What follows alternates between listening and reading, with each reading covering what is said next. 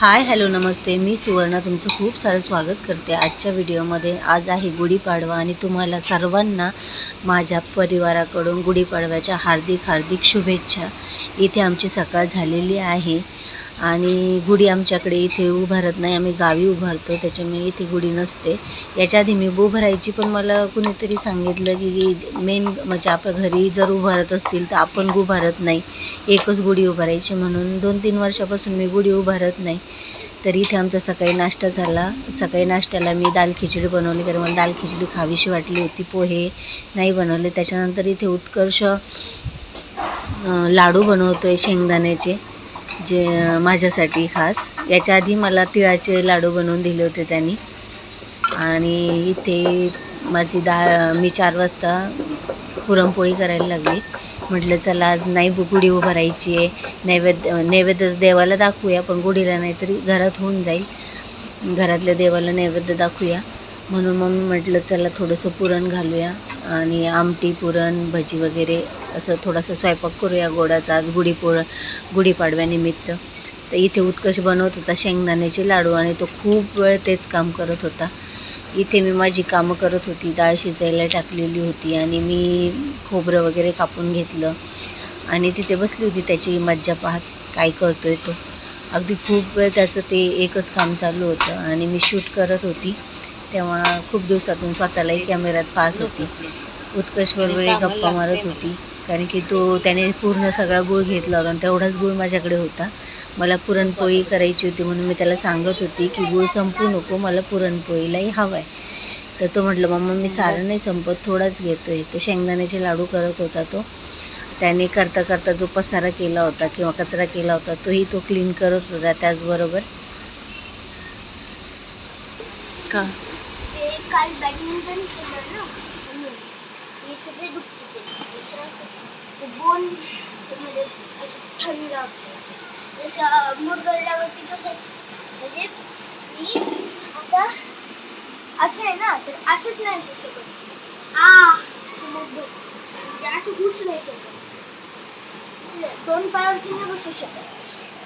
ते समज वजन गेलं ना याच्यावरती थाईसच्या मागे, तर मग ते बोन दुखतो, म्हणजे असं चमक भरते तिथे. म्हणून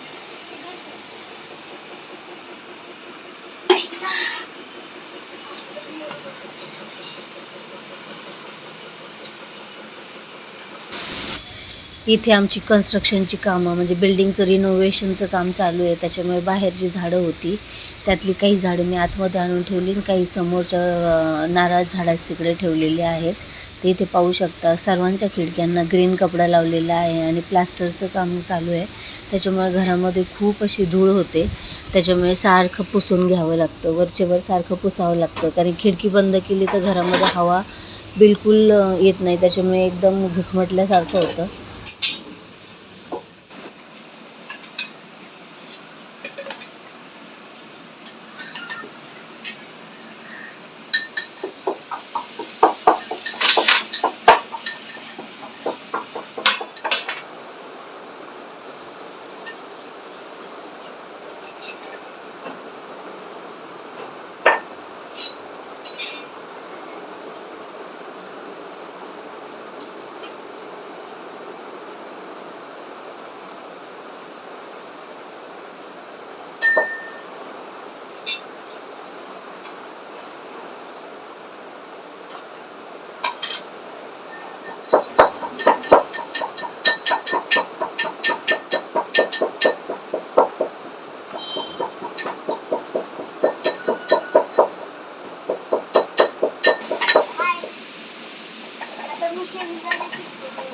लाडू बनवायचे शेंगदाण्याचे. कोणाला पाहिजे तर माझा नंबर घ्या, नाहीतर माझ्या पप्पांच्या वरती फोन करा. याच्यात आपल्याला याचे भेटतील लाडू, शेंगदाण्याचे आणि तिळाचे भेटतील आणि अजून नॉर्मल लाडू भेटतील आणि ड्रायफ्रूट लाडू भेटतील. ठीक आहे, थँक्यू.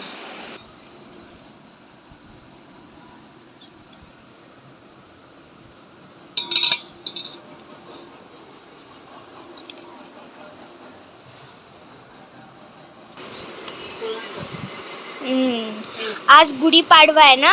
ओ मस्त गेले. दाखव. खूप छान. आज गुढी दाखव. हे बघा. हे खूप स्मूथ आहे. आणि याच्यात पुरण आहे ना. हटव. हो का. आता कधी होईल तुझं.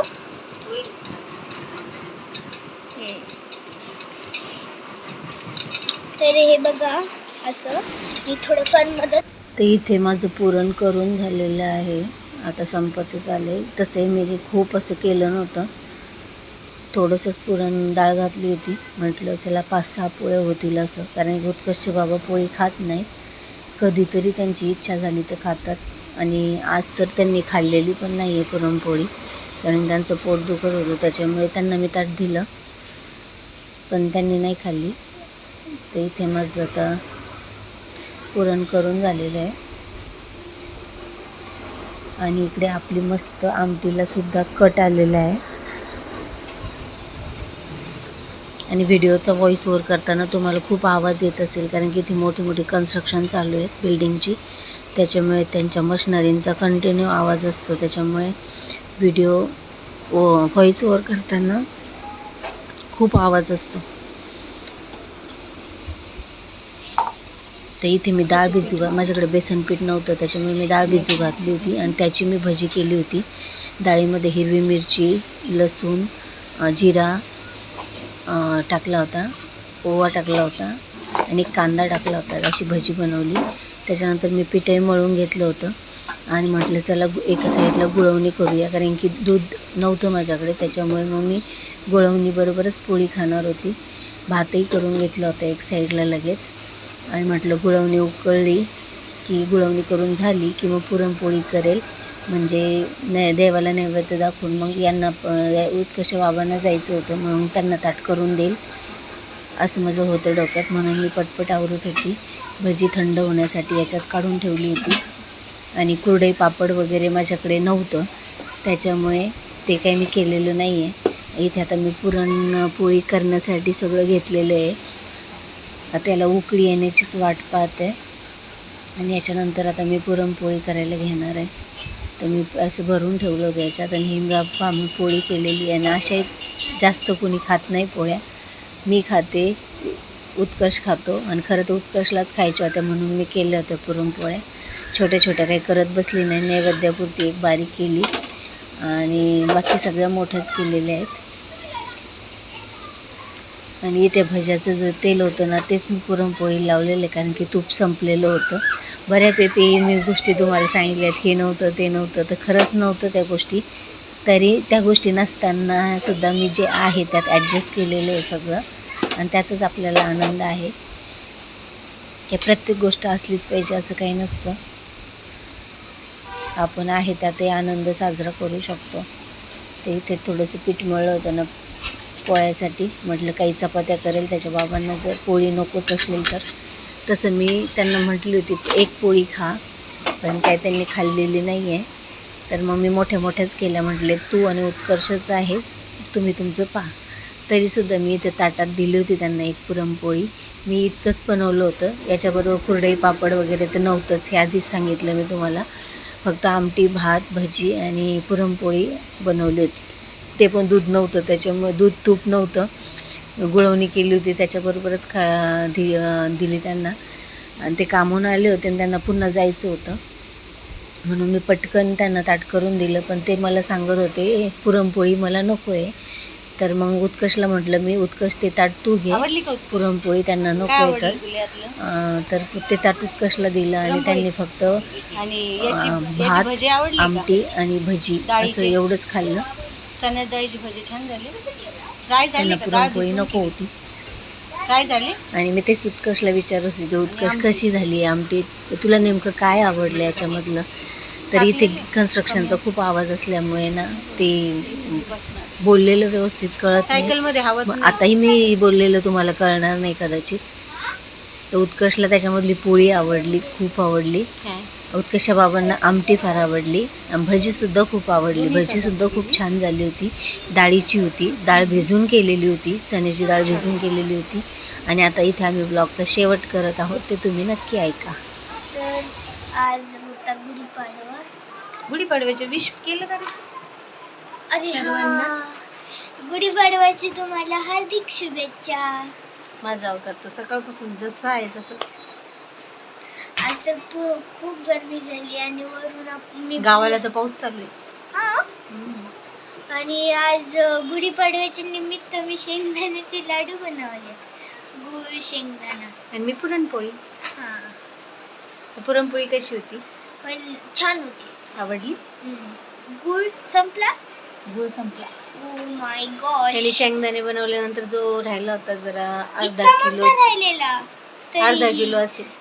मी तर थोडं इतकुश आहे. तरी काय केलं मी, अर्धा किलो गुळ होता, त्याच्यामधला काही गुळ त्याने घेऊन शेंगदाण्याचे लाडू बनवले. शेंगदाणे आणि मग मी तुम्हाला पुरणपोळीला पाहिजे तर वापरला वरती आणि ना. गुळवणी केली. जी दूध नव्हतं ना, तर दूध तरी छान नसल्यामुळे झाली, एकदम गुळवणी झणका. केली आणि गुळवणी बरोबर पोळी खाल्ली. तसं तर तूपही नव्हतं माझ्याकडे, साजूक तूप होतं, पण ते संपलं. थोडंसं होतं, वरून लावलं फक्त, थोडं, जास्त नव्हतं.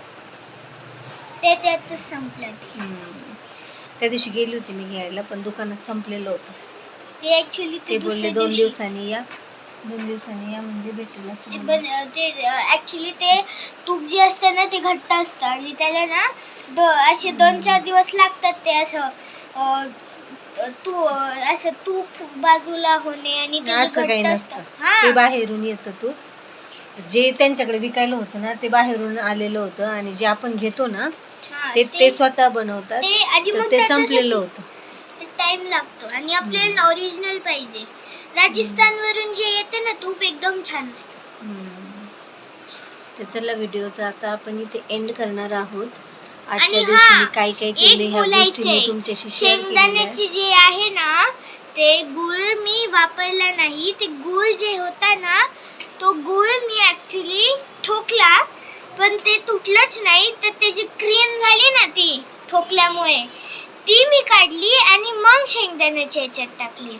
मग ती जास्त युजच नाही झालं, माहिती का? ते जास्त युजच नाही झाली. इतकुस झालं असेल. बस इतकंच वापरलेलं मी, इतकं तरी वापरलेलं, बरं, म्हणजे एक तुकडा. मग आजचा दिवस कसा गेला तुला? खूप छान. छान गेला मला पण. आणि आज पप्पा खेळणार पण आहे.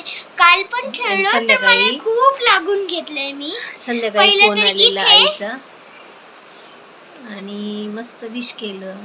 गुढीपाडव्याची आम्ही पण त्यांना केलं, त्यांनी आम्हाला केलं. तो पण आता आलेला 7च्या दरम्यान. आणि तिकडे पाऊस चालू आहे असं सांगत होते. युद्धामुळे ना माहित नाही, ते तिकडे असतं ना, पाऊस चालू आहे. ज्यावेळेस मिसाईल ज्यावेळेस उडतात ना तुझं आणि धूर तिकडे असतो. पण गरमी भरपूर आहे. आणि उत्कर्षला विचारत होते सुट्ट्या लागल्या तरी का नाही आला उत्कर्ष.